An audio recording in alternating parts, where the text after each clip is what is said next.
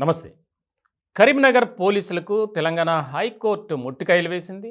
దీనికి సంబంధించి చాలా కీలకమైనటువంటి ఆదేశాలు కూడా జారీ చేసింది. విషయం ఏంటంటే కరీంనగర్ జిల్లా కోర్టులో 29 ఏళ్ల ఓ మహిళ సబార్డినేట్‌గా పనిచేస్తున్నారు.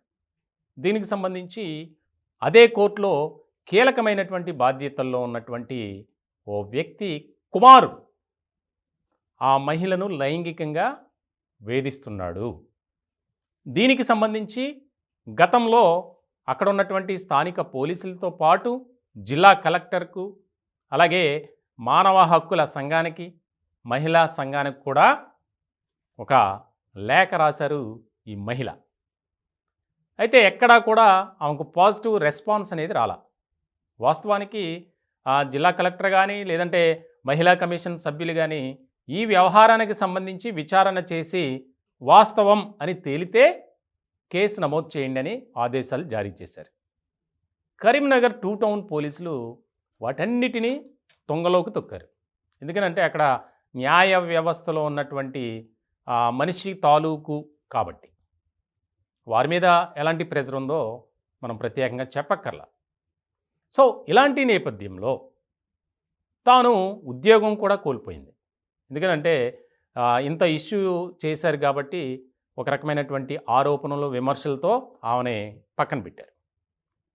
ఇటువంటి నేపథ్యంలో ఆ బాధిత మహిళ ఎవరైతే ఉన్నారో తెలంగాణ హైకోర్టును ఆశ్రయించారు. నాకు జరిగిన అన్యాయంపై పోలీస్ స్టేషన్కి వెళ్తే నన్ను దాదాపు ఉదయం నుంచి సాయంత్రం వరకు అక్కడ కూర్చోబెట్టి ఎలాంటి ఫిర్యాదు తీసుకోకుండా నా మీదే అగ్రెసివ్గా మాట్లాడారు, నన్ను అవమానకరంగా చూశారు, మాట్లాడారు, మానసికంగా వేధించారు అని హైకోర్టులో పిటిషన్ వేశారు. దీనికి సంబంధించి చాలా కీలకమైనటువంటి డైరెక్షన్స్ ఇచ్చింది తెలంగాణ హైకోర్టు. ఎవరైతే కరీంనగర్ 2 టౌన్ పోలీసులు ఉన్నారో వారికి చాలా కీలకమైనటువంటి ఆదేశాలు జారీ చేసింది.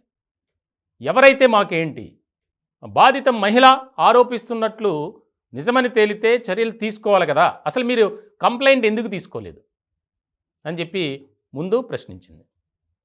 దీనికి సంబంధించి 16వ తేదీ అంటే శుక్రవారం సాయంత్రం లోపు ఈ బాధిత మహిళ ఎవరి మీద అయితే ఆరోపణలు చేస్తున్నారో ఆ వ్యక్తిని కోర్టులో ప్రవేశపెట్టండి అని ఆదేశం జారీ చేసింది.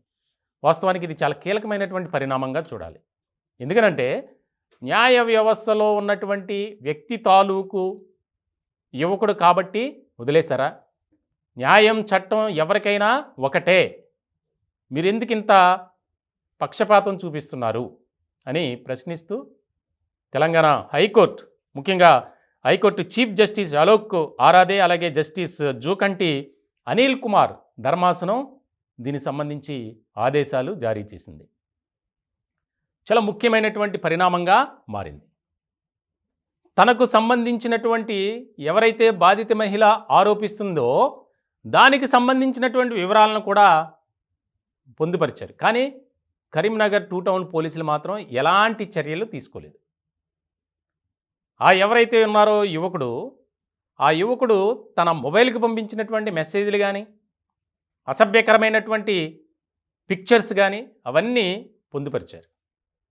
అవన్నీ చూసిన తర్వాతే తెలంగాణ హైకోర్టులో ఉన్నటువంటి ఈ ధర్మాసనం చాలా సీరియస్ అయింది.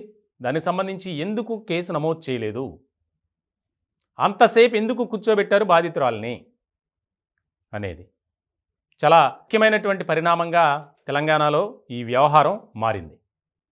ఒకవేళ అతన్ని ప్రవేశపెట్టకపోతే SHO మీద కఠిన చర్యలు ఉంటాయి. అంటే ఆ పోలీస్ స్టేషన్కి స్టేషన్ హౌస్ ఆఫీసర్ అంటే CIగా ఉంటారు సాధారణంగా, ఆయనపై చర్యలు తప్పవు అనేది కూడా ఒక లెటర్లో పొందుపరిచారు. ఇప్పుడు ఇది ఒక ఆసక్తికరమైనటువంటి చర్చగా మారింది తెలంగాణలో. అంటే ఉన్నత కుటుంబానికి చెందినటువంటి వ్యక్తులు తప్పు చేస్తే పోలీసులకు కానీ ఎవరికి కానీ పట్టవు. ఈ వ్యవహారంలో హైకోర్టు ధర్మాసనం అదే ప్రశ్న వేసింది. తప్పు చేసిన వారు ఎవరైనా ఒకటే, ఒక్కొక్కరికి ఒక్కో రకమైనటువంటి తీర్పులు, చట్టాలు, న్యాయం ఉండదు, కాబట్టి ప్రవేశపెట్టండి, విచారించాలి అని చెప్పి. ఇప్పుడు కరీంనగర్ పోలీసులకు ఎవరైతే ఆరోపణలు ఎదుర్కొంటున్నాడో ఆ కరీంనగర్ న్యాయ వ్యవస్థలో కరీంనగర్కి సంబంధించినటువంటి కోర్టులో, జిల్లా కోర్టులో పనిచేస్తున్నటువంటి కీలకమైనటువంటి వ్యక్తి తాలూకు కుమారుడు. అతన్ని పట్టుకోవడానికి ప్రత్యేక పోలీస్ బృందాలు గాలింపు చర్యలు ముమ్మరం చేశాయట. ఎందుకనంటే 24 గంటల వ్యవధి ఉంది. 16వ తేదీ శుక్రవారం సాయంత్రం 5 గంటల లోపు ప్రవేశపెట్టాల్సిందే, లేకపోతే మీరు అరెస్ట్ అవుతారు అని సిఐకి ఆదేశం జారీ చేసింది. చాలా ఆసక్తికరమైనటువంటి పరిణామంగా మారింది. అంటే ఆ బాధిత మహిళ కూడా ఫైట్ చేయటం చాలా అభినందనీయమనే చెప్పాలి. సాధారణంగా కలెక్టర్ చుట్టూ తిరిగాం, పోలీస్ స్టేషన్ చుట్టూ తిరిగాం, ఎస్పీ ఆఫీస్ చుట్టూ తిరిగాం, అక్కడికి లెటర్లు పంపాం, ఇక్కడికి లెటర్లు పంపాం, ఇంకా అవసరమా అని చెప్పి సాధారణంగా ఊరుకుంటారు. కానీ ఈ మహిళ అలా చేయలే.